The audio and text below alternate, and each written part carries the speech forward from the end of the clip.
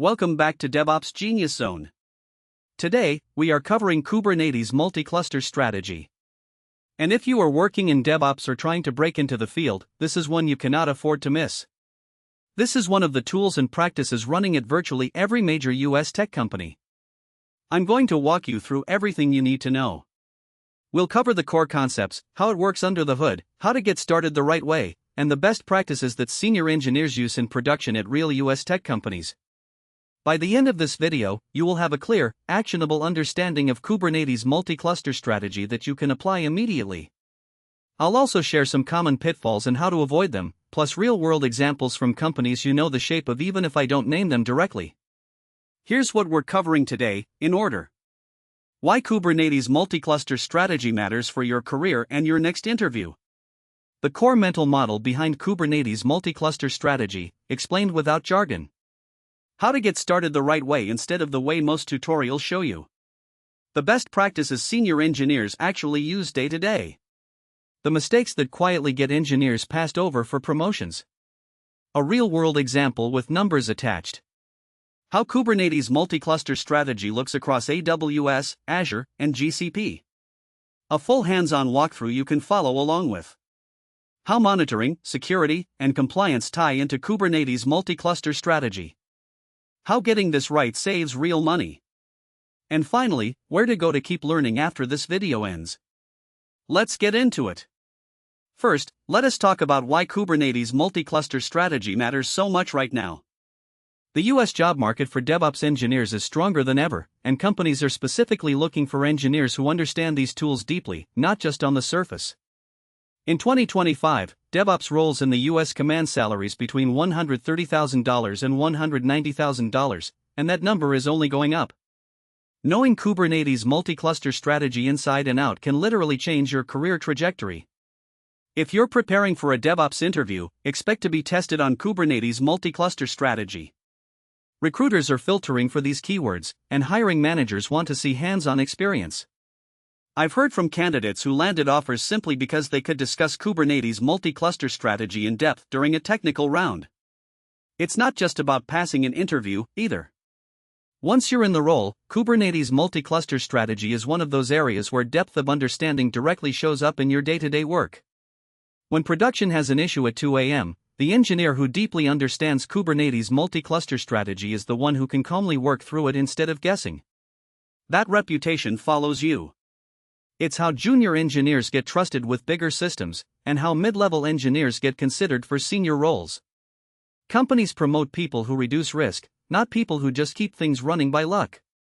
I also want to be honest with you about something. A lot of engineers learn Kubernetes multi-cluster strategy just deeply enough to pass a certification exam, and then they stop. That's a mistake. The certification gets you in the door. What keeps you in the room during a real incident, or during a system design conversation, is the deeper understanding we're building today. So stick with me through this whole video, because the parts that feel slightly less exciting, like the mistakes section and the hands-on walkthrough, are usually the parts that make the biggest difference in interviews and in production. Here is the foundational concept you need to understand. The desired state management model means you define what you want, and the system figures out how to get there. This reconciliation loop runs continuously, comparing the actual state with your desired state and making corrections automatically. That is what makes modern DevOps systems so powerful and resilient. When you embrace this pattern with Kubernetes multi-cluster strategy, you stop manually tweaking configurations and start letting the platform maintain reliability for you. It's a mindset shift from imperative to declarative thinking, and once you get it, everything else about Kubernetes multi-cluster strategy clicks into place. Let me give you an analogy that might help.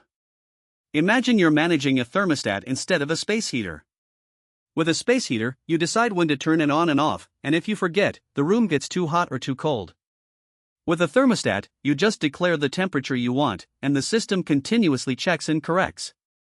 Kubernetes multi-cluster strategy works the same way. You're not issuing one-time commands and hoping they hold.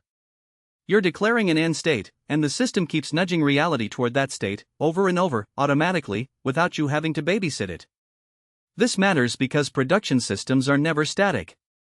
Nodes fail, dependencies update, traffic spikes, configurations drift because someone made a manual change under pressure. A system built around one-time imperative commands can't keep up with that kind of constant change. A system built around continuous reconciliation can. That's the real reason Kubernetes multi-cluster strategy exists, and it's the reason so many modern tools are built around this same declarative pattern, from infrastructure as code to Kubernetes itself. Getting started the right way matters more than most engineers realize. Before you touch any configuration, understand your requirements. Version control everything. Use the principle of least privilege. Keep changes small and incremental. And always have a rollback plan ready before you deploy to production. I've seen so many engineers skip these steps with Kubernetes multi-cluster strategy and later regret it when they can't recover from a failed deployment. Your future self will thank you. I always tell my ments, if you can't draw the architecture on a whiteboard, you're not ready to implement it. Here's a simple checklist I want you to actually use, not just nod along to. 1. Write down what you're trying to achieve in one sentence before you open your terminal. 2. Put your configuration in Git before you apply anything to a real environment. 3. Test in a throwaway or staging environment first, even if it's a tiny scaled-down version of production. 4. Know exactly how you'd undo the change before you make it. 5. Make the smallest change that proves the concept works, then build from there. Engineers who skip straight to step 5 without the first 4 almost always end up debugging something they don't fully understand, under time pressure, which is the worst possible way to learn Kubernetes multi-cluster strategy. Best practices from senior engineers are straightforward, but often overlooked. Automate the repetitive work. Document your decisions, not just your configurations. Test in staging before production. Monitor everything. And when something breaks, and it will, write a postmortem and learn from it. One of the most effective habits with Kubernetes multi-cluster strategy is to always ask, can I undo this in under a minute? If the answer is no, you need a better rollback plan. I also recommend setting up a dedicated runbooks repository with step-by-step recovery procedures for Kubernetes multi-cluster strategy specifically. Another habit that separates senior engineers from everyone else, they document the why, not just the what. Anyone can look at a configuration file and see what it does. Far fewer teams write down why a particular decision was made, what alternatives were considered, and what trade-offs were accepted. 6 months later, when someone wants to change that configuration, that context is the difference between a confident change and a nervous one. With Kubernetes multi-cluster strategy, I strongly recommend a short comment or linked doc next to any non-obvious decision explaining the reasoning behind it. Senior engineers also treat monitoring as part of the deliverable, not an afterthought. If you build something with Kubernetes multi-cluster strategy and it doesn't emit metrics, logs, or traces, it isn't done yet, even if it technically works. The same goes for alerting. A senior engineer doesn't just want to know something broke, they want to know it broke before a customer notices, and they want the alert to point clearly at the likely cause instead of just saying something is wrong somewhere. The most common mistakes I see junior DevOps engineers make with Kubernetes multi-cluster strategy are skipping the planning phase, ignoring security until the end, and not handling failures gracefully. Avoid these and you are already ahead of most candidates. For example, never leave sensitive credentials in plain text, even in internal repositories. Use a secret manager or vault solution from day one. Another mistake is logging everything to standard output without a structured format. This makes troubleshooting Kubernetes multi-cluster strategy a nightmare. I've seen outages prolonged for hours because the logs were unusable. Spend time on your logging strategy from the start. A more subtle mistake I see, even from engineers with a couple of years of experience, is treating Kubernetes multi-cluster strategy as a one-time setup task instead of an ongoing practice. They configure it once, it works, and they move on and never revisit it. Then 6 months later, requirements change, the team has grown, and the original setup doesn't scale, but nobody owns updating it. If you're working with Kubernetes multi-cluster strategy, put a recurring reminder on your calendar, monthly or quarterly, to revisit the setup and ask whether it still fits how the team actually works today. One more mistake worth naming directly: engineers who copy a configuration from a blog post or a Stack Overflow answer without adapting it to their own environment. It might work in the example, but production traffic patterns, security requirements, and team size are always different. If you can't explain every line of a Kubernetes multi-cluster strategy configuration you're about to apply to a real environment, slow down and understand it first.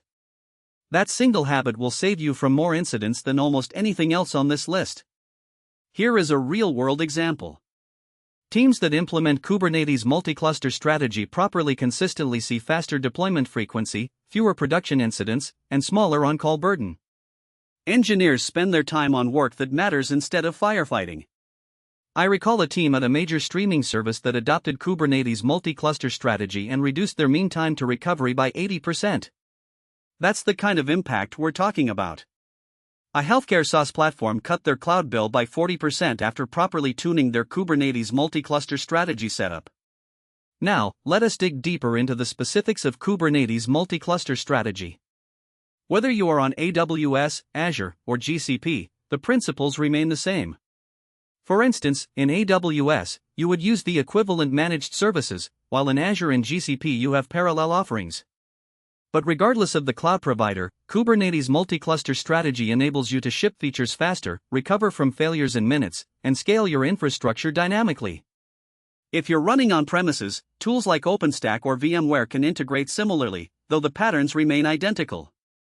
The key is understanding the abstraction layer Kubernetes multi-cluster strategy provides, because once you understand the abstraction, moving between cloud providers becomes a matter of translating syntax, not relearning concepts from zero. I want to emphasize that last point because it's the thing that actually makes you valuable across companies. Interviewers don't just want to know that you've used one specific tool.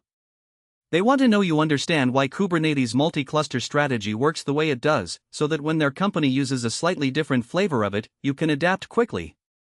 That's the difference between someone who memorized commands and someone who actually understands the system. Let me give you a concrete hands-on walkthrough so you can see exactly how Kubernetes multi-cluster strategy works in practice. Open up your terminal and follow along. Even if you do not have the full environment set up yet, just watching this will give you the mental model you need to succeed. I'll show you common commands, configuration snippets, and the reasoning behind each step. We'll start with the simplest possible working example and then add complexity. We start by defining our desired state. Think of this as the blueprint of what your system should look like. This blueprint is written as code, and it's your single source of truth. Write it down before you touch anything live. Keep the very first version deliberately small, just enough to prove the basic idea works end to end. Once the blueprint is defined, the next step is to let the system reconcile the actual state with the desired state.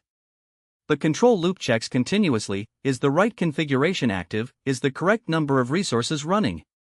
If something drifts, the system automatically brings it back into alignment. I'll demonstrate a simple drift scenario and how Kubernetes multi-cluster strategy self-heals. Imagine someone makes a manual change directly against production, bypassing your defined configuration.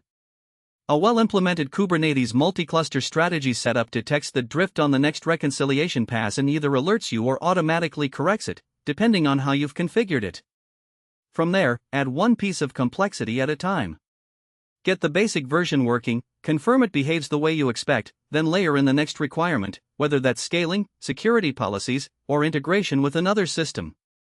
Engineers who try to build the fully complete version on their first attempt almost always get stuck debugging multiple unknowns at once. Building incrementally means that when something breaks, you know exactly which change caused it. Now, let us add monitoring on top of that. Tools like Prometheus and Grafana scrape metrics and show you dashboards. You can see request latency, error rates, and resource usage at a glance. Set alerts so you know immediately when something goes wrong, and with a well-implemented Kubernetes multi-cluster strategy setup, the system often heals itself before you even wake up.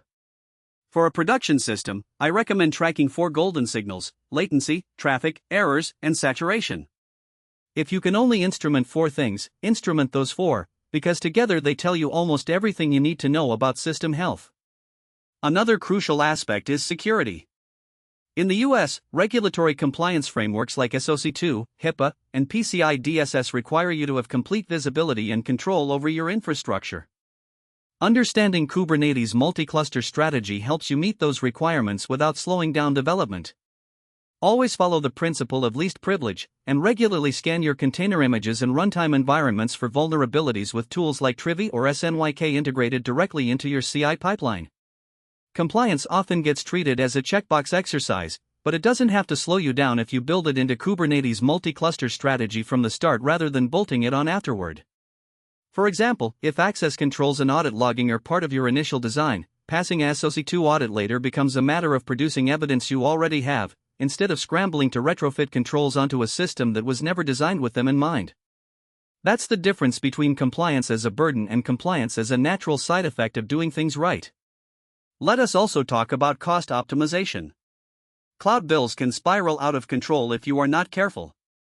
With Kubernetes multi-cluster strategy configured properly, you can set resource limits, schedule non-production environments to shut down at night, and use spot or preemptible instances for fault-tolerant workloads. These simple steps can cut your cloud spend by 30 to 50%. I've seen companies waste tens of thousands of dollars simply because they never set resource requests. A quick, practical tip: audit your non-production environments first. Dev and staging environments running 24/7 when nobody is using them outside business hours are one of the easiest wins in cloud cost optimization, and they're directly tied into how you configure Kubernetes multi-cluster strategy.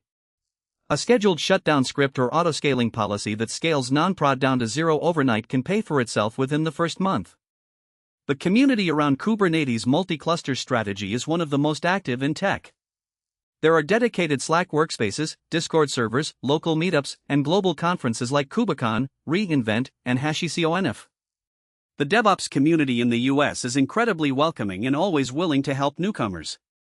I encourage you to join a few groups and start learning from practitioners at companies large and small. Don't be afraid to ask questions, even senior engineers rely on the community to solve tricky problems. Some of the best solutions I've ever found for Kubernetes multi-cluster strategy came from a comment on a community forum, not from official documentation. To summarize, Kubernetes multi-cluster strategy is critical in the 2025 US DevOps job market. Start right by understanding requirements before touching configuration and version control everything. Follow best practices around least privilege, small changes, automation, and documentation. Monitor everything from day one and always have a rollback plan. The market rewards engineers who deeply understand Kubernetes multi-cluster strategy, not those who merely copy-paste commands. If you can demonstrate this knowledge in an interview, you'll stand out immediately. Before you go, here's your action item for today. Don't just close this video and move on. Open a sandbox environment, even a small local one, and rebuild the simplest possible version of what we walked through today with Kubernetes multi-cluster strategy. Hands-on repetition is what turns "I watched a video about this" into "I actually know how this works," and that difference is exactly what interviewers and senior engineers can tell apart in about 30 seconds of conversation. If this video helped you, please smash the like button. It helps DevOps Genius Zone reach more engineers in the US who are working to level up their skills and their careers. Subscribe so you do not miss a single video. We publish brand new in-depth DevOps content every single day. Drop your questions in the comments. I personally read and respond to all of them. See you tomorrow.